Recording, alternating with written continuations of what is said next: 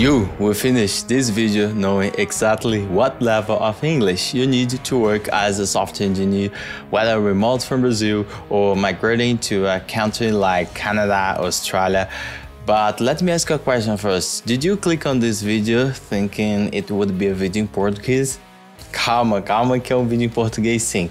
But I decided to start this video speaking English to show you that even after 1 year and a half living and working in Australia, my English is not perfect. I still have my accent, I still make mistakes, and that's fine because you don't need a perfect English. Você pode começar, você pode pegar o seu primeiro trabalho, você pode migrar, seja para o Canadá ou para a Austrália, como foi o meu caso, ou trabalhar no Brasil, para uma empresa nos Estados Unidos ou na Europa, ganhando 20, 30, 40 mil reais por mês, sem ter um inglês perfeito. Mas, obviamente, você precisa de um certo nível de inglês. E nesse vídeo eu vou te falar exatamente que nível de inglês é esse, o que você precisa fazer para chegar nesse nível com dicas, técnicas e ferramentas para que você conquiste a tua tão sonhada vaga na gringa. By the way, B2 is my English level, and just in case you are not familiar with this English level classification from A1 to C2, don't worry, I will get in the details in a few minutes. I just want to speak a little bit more in English so you can use me as a benchmark, because as you can guess, my English is more than enough to start work. Actually, my English was worse when I arrived in Australia 1 year and a half ago and got my first job as a software engineer. So I have to be honest with you, if you have an English better than mine, this video will not help you a lot. Okay, so you can just close the video. But if you think that I can help you, if you think that maybe you have a better pronunciation than mine, but you don't have this fluency, like you cannot make sentence or hold a conversation in English, so stay until the end of that video because I'm pretty sure that's gonna help you a lot. E agora a gente vai falar um pouco de classificação dos níveis de inglês. Eu sei que muita gente classifica basicamente como iniciante, intermediário e avançado, mas tem uma forma melhor da gente classificar o nível de inglês. Essa classificação é o que a gente conhece como Quadro Europeu Comum de Referências para as Línguas. Eu sei um nome bem grande, né? A gente abrevia como esse CERF aí, então você pode até pesquisar um pouco mais depois, se você quiser entrar mais em detalhes. Mas, basicamente, né, dentro dessa classificação, a gente tem os utilizadores, né, do idioma elementar, a gente tem o que é independente e a gente tem os experts no idioma, tá bom? E existem dois motivos para eu estar apresentando essa classificação aqui para vocês. Primeiro, é para facilitar a conversa. Quando eu estiver falando nível B1, nível B2, nível A1, vai ficar muito mais fácil de vocês entenderem. Segundo, é porque essa é uma classificação amplamente aceita no mundo todo. Quando se você precisar tirar um visto de trabalho, a prova que você vai fazer, mesmo que ela não vá nessa classificação, ela tem um parâmetro, uma referência para esse tipo de classificação aqui do A1 até o C2. E na verdade existe um terceiro motivo, que é para te facilitar na hora que você estiver estudando, quando você estiver pesquisando conteúdo. Se você sabe o nível que você tá, você sabe o tipo de conteúdo que você vai pesquisar. Então, preciso de áudio para nível B1, preciso de um texto nível B2. Então isso vai te facilitar bastante. E como eu te falei, o meu nível de inglês é o B2. Deixa eu dar um zoom para a gente ver. E existe uma definição mais formal desse nível de inglês, mas eu vou te dizer que o nível que você precisa para pegar o seu primeiro trabalho é pelo menos o nível B1, tá bom? Que é o nível, né, que a gente classificaria aí como intermediário. Se você tiver no nível abaixo desse, eu vou deixar linkado alguns testes que você pode fazer para determinar o seu nível de inglês, mas se você tiver no A1 ou no A2, que é o nível iniciante, olha, vai ser muito difícil, se não impossível, você conseguir o seu primeiro trabalho remotamente ou migrando para um país. Você chegando já no nível aqui intermediário, B1, você vai ter um pouco de dificuldade em algumas situações, talvez você não consiga pegar os melhores trabalhos, mas com certeza você já vai conseguir começar. Esse era basicamente o nível de inglês que eu tinha, tá? Quando eu cheguei aqui na Austrália e peguei o meu primeiro trabalho. Então, o que exatamente esse nível B1 ele significa, né? Vou ler aqui junto com vocês rapidamente, Mas esse nível intermediário é onde você é capaz de compreender os pontos essenciais quando a linguagem padrão utilizada é clara, tratando-se de aspectos familiares em contexto de trabalho, escola, tempos livres, etc. É capaz de participar na maior parte das situações que podem ocorrer em viagens numa reunião ou onde a língua-alvo é falada. É capaz de organizar um discurso simples e coerente sobre assuntos familiares em diferentes domínios de interesse. É capaz de relatar acontecimentos, experiências ou um sonho, expressar um desejo ou uma ambição e justificar de forma breve as razões de um projeto ou de uma ideia. Então, se você tiver esse nível aqui, o B1, você já consegue pegar o seu primeiro trabalho. Mas o ponto é, como eu falei, você não vai conseguir alcançar as melhores oportunidades. E outro ponto que você tem que levar em consideração também é o teu nível em si como programador. Quanto melhor for o teu nível como programador, mais tolerável as empresas vão ser para o teu nível de inglês. Então, às vezes, cara, teu inglês não é lá aquelas coisas, mas você é um programador muito bom, que resolve o problema, que se vira, que é exatamente o tipo de pessoa que eles estão pesquisando. Então, eles vão te aceitar ali. Talvez você não vai conseguir, mais uma vez, os melhores salários, você vai, sei lá, começar ganhando seus $4.000, $4.500, mas já dá para começar. E eu sei disso porque eu recebi propostas quando eu ainda estava no Brasil, quando eu estava nesse nível de inglês ainda, no B1, eu recebi uma proposta de $4.000 e outra proposta de $4.300, mesmo com esse inglês bem ruim. E o próximo nível de inglês, que é onde você vai começar a acessar oportunidades melhores, salários melhores, é o nível de inglês que você viu no início desse vídeo, que é o B2, que eu falei para vocês me usarem como benchmark.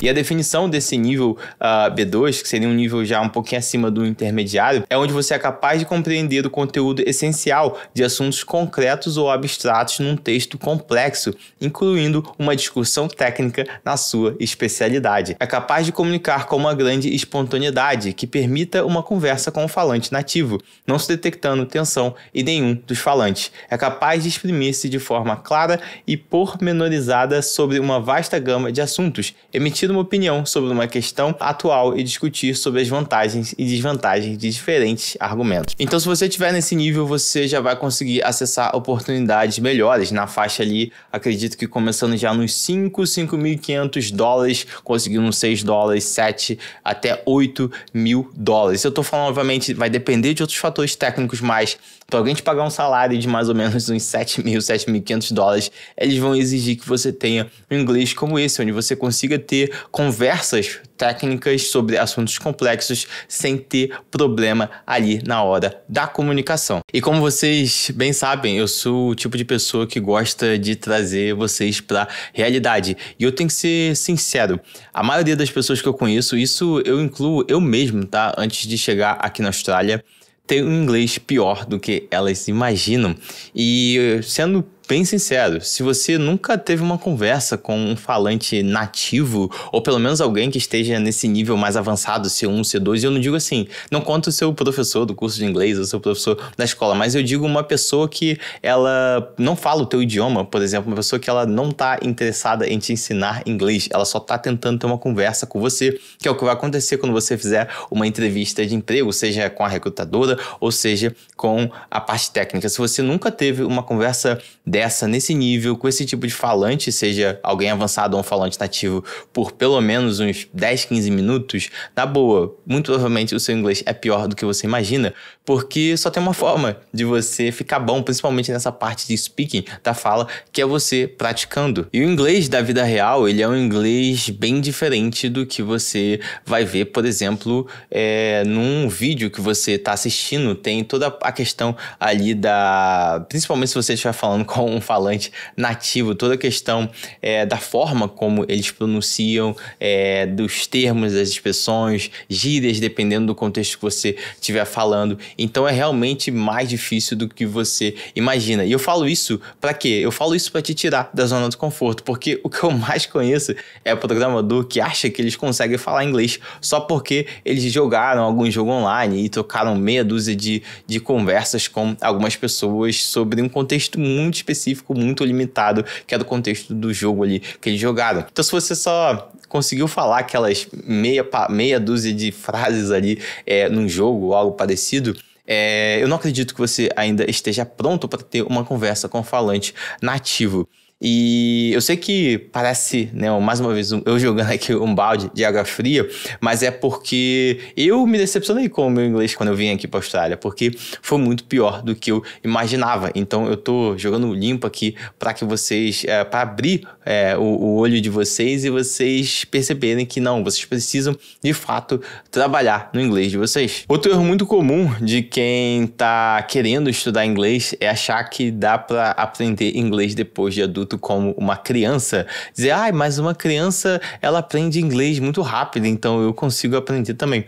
Não é assim que as coisas funcionam. E existem dois fatores para isso. Existe um fator biológico e existe um fator social também. O fator biológico ainda levanta algumas discussões ali no meio científico, mas o que é certo é que existe, né, o que a gente chama de período crítico para você aprender um idioma. E esse período crítico é justamente ali a melhor fase, né, que você tem, onde seu cérebro ainda está se desenvolvendo, onde vai ser mais fácil de você aprender um idioma, né? E alguma dessas hipóteses levantadas dizem que você, quando aprende mais novo, você utiliza o seu cérebro mais como um todo, mas independente do fator ali biológico, porque, né, existe, né, esse estudo que eu achei mais recente do MIT de 2018, onde eles fizeram um teste com centenas de milhares de pessoas que aprenderam inglês em diferentes fases da vida, em diferentes idades, e eles analisaram a capacidade deles, né, de entender o inglês, da gramática do inglês. E uma das coisas mais interessantes é o seguinte, né, eles falam, if you want to have native-like knowledge of English grammar, you should start by about 10 years old. We don't see very much difference between people who start at birth and people who start at 10. Ou seja, as pessoas que começaram ali o inglês, né, entre nascer e 10 anos, elas não viram muita diferença na gramática, no domínio da gramática. Mas as pessoas que começaram depois disso, eles começaram a ver um declínio dessas pessoas no entendimento do idioma. Então, sim, existem alguns fatores biológicos que vão influenciar. Isso não quer dizer que você não consiga ser fluente ou você não consiga, por exemplo, falar muito bem e as pessoas vão te entender. Mas se você começar a aprender inglês depois de adulto, você vai ter um pouco mais de dificuldade. Isso é normal. E outro fator que pouquíssimas pessoas levam em consideração, mas que eu considero muito importante, é o fator social. Pensa numa criança quando ela está aprendendo um idioma, seja o idioma nativo dela ou seja um segundo idioma. Muito provavelmente essa criança ela vai ter um monte de gente ali ajudando e dando suporte para ela.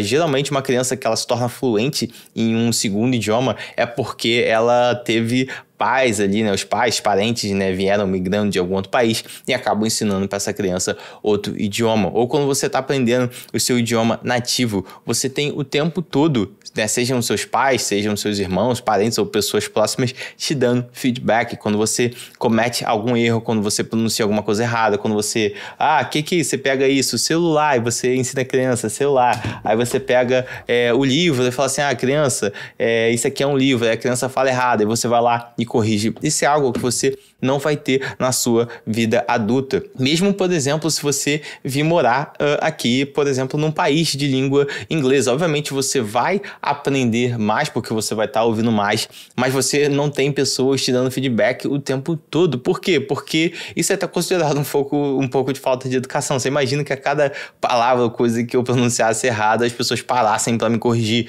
né? Isso não acontece. Então esse fator social é muito importante também. E já entrando um pouco nas técnicas e dicas do que a gente pode fazer para melhorar o inglês, uma das técnicas que eu gosto, uma das dicas que eu dou para vocês é de alguma forma vocês conseguirem alguém, seja um professor, enfim, qualquer lugar onde vocês consigam de fato ter um feedback. Eu vou mostrar para vocês algumas ferramentas dessas um pouquinho mais à frente, onde você consegue ter um feedback sobre o seu inglês, sobre a sua pronúncia, para que você possa corrigir por você mesmo ou que você tenha alguém ao seu lado para te dar esse feedback que você não tem mais porque você é um adulto. E existem várias técnicas, diferentes técnicas que você pode utilizar para aprender inglês, para aprimorar o seu inglês, diversas ferramentas, e agora eu vou trazer alguma delas aqui que fez muito sentido para mim, que eu tenho certeza que vão te ajudar. A primeira coisa é, se você estiver num nível muito, muito básico, você não sabe nada ou muito pouco de inglês, talvez essas técnicas não sirvam para você. Se você estiver só começando, apenas começando ali, bem no início ali,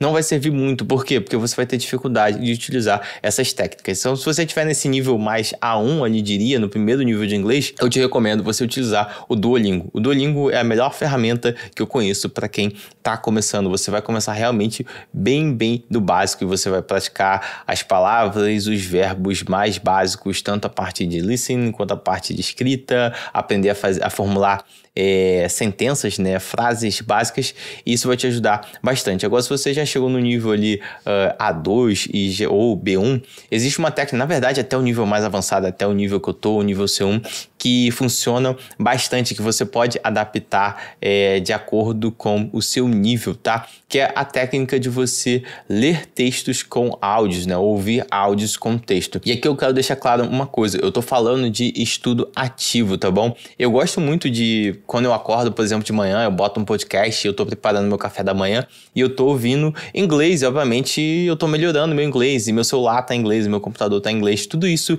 vai me ajudando, mas você precisa estudar ativamente inglês. Então essa é uma técnica de estudo ativa. E essa técnica é uma técnica onde você vai pegar algum texto com áudio para você praticar. E isso vai te ajudar bastante. Por quê? Porque você está treinando as duas habilidades ali do seu input, né? Então, no inglês a gente tem as habilidades de input, né? Ou seja, que você está trazendo informação, que é o reading, você está lendo, e o listening, que você está ouvindo, e tem as habilidades de output, que é quando você está escrevendo, writing, e quando você está falando, que é o speaking. Então, para você ter o output, você precisa ter o input, né? Você tem que colocar alguma informação na sua cabeça para que, eventualmente, essa informação consiga sair, tá bom? Então, essa técnica é muito interessante e eu trouxe aqui alguns exemplos para vocês de áudios com textos. Isso, por exemplo, pode ser podcast. Então, tem esse site aqui, eles têm uma assinatura que você pode pagar, mas tem alguns textos aqui onde você pode acessar, né? Esses textos, você pode ouvir esses áudios com esses textos, tá bom?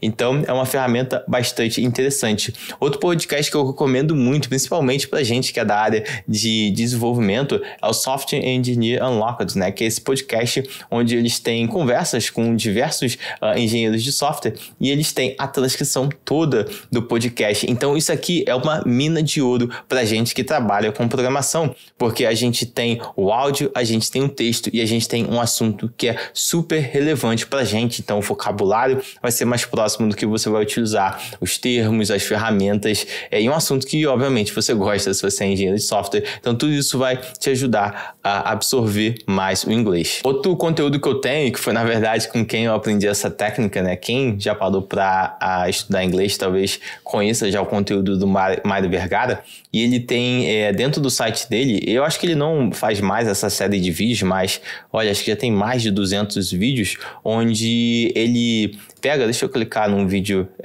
qualquer aqui, onde você tem um vídeo e ele coloca a transcrição e a tradução aqui do lado, tá bom? Então, acho que é uma técnica que ajuda pessoas de todos os levels, né, no inglês. É só você escolher um texto, um conteúdo que esteja, né, alinhado com o seu nível de inglês.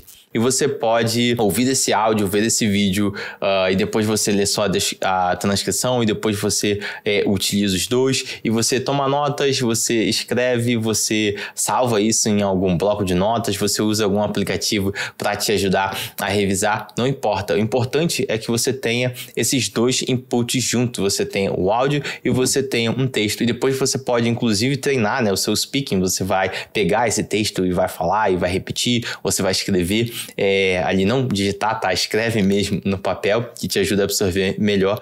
Então, essa é a melhor técnica que eu tenho para apresentar para vocês, que eu sempre utilizei no meu aprendizado e que eu utilizo até hoje. Outra coisa que é bastante importante também no inglês e que muita gente ignora, já ouvi muita gente falar isso, que gramática não importa, não estude gramática, mas eu acho isso um equívoco, tá bom? Não quer dizer que você tem que estudar somente gramática, mas você precisa aprender gramática, são as regras do idioma, como é que você vai organizar os tempos verbais, as palavras, você precisa para você se comunicar de forma eficiente, tá bom? Então, seja através de um livro de gramática, vendo conteúdo de gramática, alguma coisa nesse sentido, você vai ter que estudar gramática. E aqui eu queria apresentar para vocês, né, uma ferramenta que eu venho utilizando já há alguns anos e que para mim de longe é a melhor ferramenta para te ajudar na gramática, que é o Grammarly. O Grammarly basicamente ele é um software onde você consegue escrever textos e ele vai te ajudando, né, a corrigir a gramática, erros ali, se você digitou alguma coisa errada, se o tempo verbal tá errado. Então é muito interessante. Ele tem inteligência artificial integrada, então ele consegue te sugerir alguns textos. Ele tem extensões onde você pode adicionar no seu navegador e quando você estiver digitando um e-mail, estiver mandando uma mensagem no Slack, ele vai te ajudar, tá bom? Então essa ferramenta super legal, não é uma ferramenta barata, mas vale muito a pena. Se você tem inglês como segundo idioma e precisa fazer algum investimento para você trabalhar com inglês, né, como engenheiro de software, você vai trabalhar para uma empresa no exterior, eu super te recomendo você utilizar essa ferramenta. E eu vou dar um exemplo aqui, eu tenho o Grammarly como extensão do meu navegador, então como se eu estivesse escrevendo um e-mail, né, então eu vou botar Hi Lucas, I hope this email find you well. Tu vê que ele já até colocou uma descrição ali, mas olha só, olha que interessante. Ele já colocou aqui pra mim, ó, tá vendo, ó, um errinho, ó, ele já coloca aqui, ó, que não é find, é finds, né, porque e-mail é como se fosse o it ali, né, que a gente tá conjugando do inglês, então não é find, é finds. Então se eu quiser ver aqui, eu posso até clicar, ó, learn more, e olha só que interessante, ele já vai me falar, ó, the verb find does not seem to agree with the subject, ou seja, não tá concordando com o sujeito e-mail, né, considere mudar o verbo. Então toda vez que você digitar alguma coisa errada, você não pode só corrigir, mas você deve utilizar isso como uma oportunidade para aprender. Beleza, então agora que eu sei, quando eu estiver utilizando aqui o it, ou no caso também o he ou she, eu vou precisar utilizar, né, esse s, né, com esse finds. Então você pode ir lá, por exemplo, né, e corrigir. Deixa eu clicar aqui, acho que eu posso fechar, deixa eu fechar. Eu posso clicar aqui para ver de novo, eu vou clicar aceitar e ele vai corrigir para mim. Então eu posso, por exemplo, continuar escrevendo aqui, ó, I'm writing to ask how, sei lá, your project is going. I hear you are having some issues, alguma coisa nesse sentido. E olha só, ele vai corrigir aqui para mim, ó, corrigiu aqui, por exemplo, a pontuação, e ó, não é have, é having, né? I heard you are having some issues, então ele vai corrigir aqui para mim. Então só para dar um exemplo aqui para vocês de como essa ferramenta pode te ajudar no dia a dia e me ajuda demais e eu aprendo demais, não é só para corrigir, para fazer eu soar profissional quando eu estou mandando mensagem ou escrevendo e-mails, mas eu utilizo, por exemplo, quando eu vou escrever artigos, então o Grammarly me ajuda a corrigir a gramática, a achar expressões melhores e é muito interessante, tá? Então eu posso até também, ó, ele tem até essa ferramenta, ó, de Improve, ou seja, uma ferramenta de inteligência artificial que ele vai sugerir algumas coisas, né? Então selecionei, ele fez uma sugestão, ó, I'm writing inquiry about the progress of your project, né? Ou seja, o progresso, né, do seu projeto. I heard that you are experiencing some difficulties. Então é legal também para você aprender um novo vocabulário com essas sugestões deles também. Então é muito interessante. Esse vídeo aqui ele não é patrocinado, tá, pelo Grammarly, não tem cupom de desconto, não tô recebendo nada por isso, mas é porque é uma ferramenta que realmente me ajuda demais no dia a dia. E eu acredito que até para você que ainda não está trabalhando em inglês, vale a pena você pelo menos experimentar e começar a utilizar essa ferramenta para te ajudar na gramática, consequentemente no teu vocabulário, né? Então você pode pegar sugestões, ele consegue te sugerir sinônimos, coisas desse tipo, e te ajudar bastante a escrever melhor e a ter uma gramática melhor e um vocabulário melhor da língua inglesa. E outra habilidade que é muito importante para você que quer trabalhar com inglês, que vai fazer entrevista, processo seletivo, é o speaking. E essa é uma habilidade que ela é um pouco mais difícil de você praticar, porque, como eu falei, é mais difícil de você ter um feedback. Gramática é muito simples quando você, né, o seu writing ali, se você escreveu alguma letra errada, alguma coisa errada, você consegue ver e você consegue se autocorrigir. Agora, o speaking, principalmente se você estiver começando ali no nível mais iniciante, um pouquinho intermediário, é difícil de você perceber se você de fato, né, obviamente, os erros mais grotescos você consegue perceber, mas você não consegue perceber uns erros um pouco menores na sua pronúncia, o que torna torna difícil você melhorar, porque você não tem um feedback se tá certo ou tá errado. E acredite, esses erros que podem parecer pequenos, eles realmente fazem muita diferença e faz com que o falante nativo, principalmente, não te entenda. Então, uma das formas que eu recomendo de você melhorar esse speaking é você, de alguma forma, achar algum professor para poder te dar alguma aula, seja numa plataforma online, seja presencialmente, não sei onde é que você mora, se você consegue ter acesso a algum professor, mas você precisa de alguém que vai te dar um feedback. E eu super recomendo que seja algum falante nativo, se você puder, ou alguém que realmente tem um nível bem avançado e de preferência alguém que não fale o seu idioma nativo, que é para te forçar realmente ali a não ter outra forma. Você vai ter que se comunicar, você vai ter que se virar. E eu vou mostrar a plataforma que eu estou utilizando para vocês, que é o Preply, Preply, não sei como é que eles pronunciam, que é onde eu tenho aulas de inglês, tá bom? Então, mais recentemente, eu voltei a praticar, a estudar ativamente o inglês, principalmente a parte do speaking, e esse é um dos motivos por qual eu tô trazendo esse vídeo aqui para vocês. E nessa plataforma, você consegue ter aulas com professores nativos. Então, eu tenho uma aula amanhã com a Débora, e você pode, deixa eu ver aqui na minha home, deixa eu ver aqui no Learn, na verdade. E aqui você consegue achar tutores, né, de diversas partes do mundo, falantes nativos, falantes não nativos, por diversos valores, tá? Desde, sei lá, igual essa menina, onde é R$38, isso aqui tá em reais, tá bom? E pessoas lá, por exemplo, 99, 81, 136. E você consegue filtrar também, né? Se você quiser, né, por exemplo, eu preciso falar com alguém que tem o português ali, porque eu vou me sentir mais confortável. Você consegue filtrar por preço também. Mais uma vez, eu tô apresentando aqui para vocês, mas eu não tenho nenhum patrocínio, nada disso não, só tô apresentando porque é de fato o que eu tô utilizando, é Skin the Game, é onde eu tô botando meu dinheiro para aprender, e a plataforma é muito interessante. Eu consegui achar uns professores bem legais aqui, e mesmo se você não tiver muita grana, né, uma dica que eu recomendo é você não tentar pegar os professores que são falantes nativos, né, porque se eu colocar aqui, ó, falantes nativos, você vai ver que o preço ele vai ser um pouquinho mais caro, né, até que esse aqui, ó, não tá tão caro assim, 38, mas geralmente os professores que são falantes nativos, eles vão ser um pouquinho mais caros. Ou, por exemplo, se eu pegar os professores aqui, ó, da Austrália, até que não tá tão mais caro assim. Então, Lucas, mas beleza, pô, tem aula que eu vou gastar R$90, R$100 numa aula.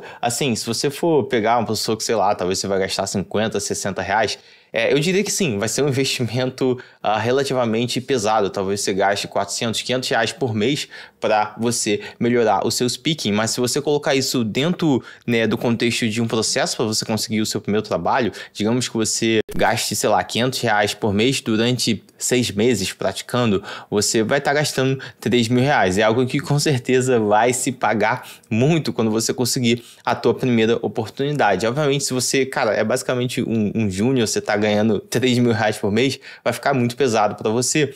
Mas até se você estiver nesse nível, muito provavelmente o inglês não é o seu maior problema agora, provavelmente é você melhorar tecnicamente. Então, se você já tem uns aninhos de experiência, você já está ganhando um salário legal, tá na hora de você investir no teu inglês e gastar um pouquinho de grana. Mais uma vez, eu tô recomendando essa plataforma porque é a plataforma que eu estudo, mas você pode procurar qualquer outra. Talvez você ache uma mais barata, ache, enfim, algo que tem uma funcionalidade mais legal para você, enfim. Mas o ponto é, você precisa achar alguém que vai te ajudar a melhorar a tua pronúncia, ajudar você a praticar a sua fala e te dar feedbacks para que você possa melhorar até que você consiga evoluir o seu nível de conversação em inglês, a sua pronúncia suficientemente nos níveis lá B1, de preferência B2, para que você consiga fazer entrevista, passar no processo seletivo e trabalhar numa empresa falando inglês. E para não me estender muito nesse vídeo, eu vou encerrando por aqui. Eu gostaria de fazer mais vídeos sobre inglês para programadores, talvez um vídeo sobre entrevistas, mas eu queria ouvir a opinião de vocês, tá? Então, se vocês quiserem saber mais sobre esse assunto, enfim, que tipo de conteúdo eu posso trazer mais com relação ao inglês, se vocês querem me ver falando mais inglês aqui, talvez de uma forma mais técnica, enfim, deixa aí nos comentários desse vídeo. Mas por hora é isso, espero que vocês tenham gostado, espero que eu tenha trazido valor aqui para agregar na carreira de vocês, como é meu objetivo em todos os vídeos aqui na Coffee Tech. Muito obrigado, valeu e até a próxima.